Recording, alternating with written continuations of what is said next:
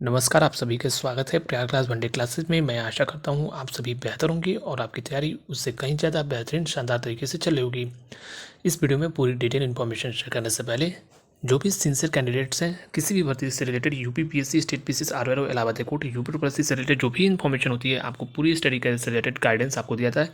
Telegram का link description में comment में पिन हुआ मिलेगा, वहाँ से आप टेलीग्राम से सबसे पहले जुड़ जाएं जो भी सिंसियर कैंडिडेट्स हैं। इसके अलावा इंस्टाग्राम पर मैसेज करके भी डाउट क्वेश्चन पूछ सकते हो, कमेंट बॉक्स में भी कमेंट करके पूछ सकते हो, आपके सभी क्वेश्चंस का आंसर किया जाएगा। यूपी ट्रिपल सी के छात्रों के लिए बहुत बड़ी अपडेट मैं आपको लगातार लगभग 6 माह से करा था कि इस वर्ष युद्ध स्तर पर भर्तियाँ होंगी, सभी बैकलॉग खत्म होंगे। पुनः मैं बता दूं 55-12 को लेकर अब तक की सबसे बड़ी अपडेट। सबसे पहले मैं बता दूं 55-12 की जो परीक्षा है जूनियर असिस्टेंट की, इसको लेकर कोई भी भ्रम की स्थिति में रहने की आवश्यकता नहीं है। जो आपको सोशल मीडिया पर अफवाहें बताई जा रही हैं, फैलाई जा रही हैं कि परीक्षाओं में बहुत विलंब होगा, आप देख रहे हो कि एक के बाद एक लगातार आयोग के द्वारा लगभग 6 से 7 से अधिक परीक्षाओं का नोटिस जारी किया जा चुका है। परीक्षा से एक माह पूर्व ही सिर्फ आपको नोटिस के द्वारा सूचना मिलेगी कि 55-12 की परीक्षा होगी। स्पष्ट रूप से सुन लीजिए, जैसे ही बोर्ड एग्जाम्स खत्म होते हैं, अभी सर्वोच्च प्राथमिकता में छोटे एग्जाम्स हैं, 1 से 2 और महत्वपूर्ण परीक्षाएं होंगी। इसके बाद मैं पुनः बोल रहा हूँ कि आप ये मान कर चलिए कि बीपीओ और 55-12 ये परीक्षाएं आसपास होंगी और सर्वाधिक 90% से ज़्यादा चांसेस है कि यह परीक्षा आपकी अप्रैल में दोनों परीक्षाएं आयोग कंडक्ट करा लेगा।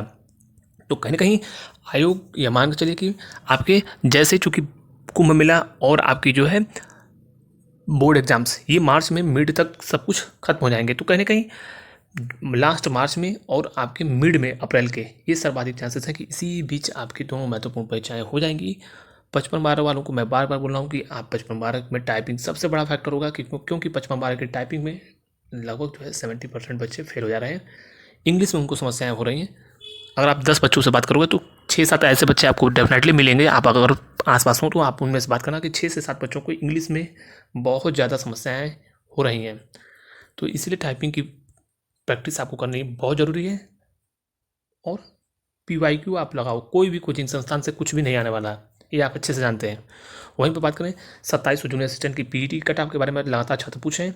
मैं पुनः बोल रहा हूँ कि आपको 5 नंबर और 7 नंबर पे सपने दिखाए जाएंगे कि 5-6 नंबर पे 7 नंबर पे सिलेक्शन होगा। ये आप भी जानते हो कि PET में सीटें इस बार कम है, लगभग 2700 के आसपास सीटें हैं। बढ़ने की संभावना अभी वर्तमान के सूचना के अनुसार नहीं है, अगर बढ़ेगा तो इन फ्यूचर वो बढ़ सकता है। लेकिन अगर अभी भी देखा जाए तो जूनियर असिस्टेंट में अगर आपके कोचिंग वाले कोर्स बेचने वाले तो वो आपको 2-4 नंबर पे भी सिलेक्शन दिलाएंगे। लेकिन अगर आपके 78 से 80 के आसपास, विशेषकर 80 परसेंटाइल के आसपास है, तो 78 से 80 तो आप इसमें आवेदन अवश्य करें।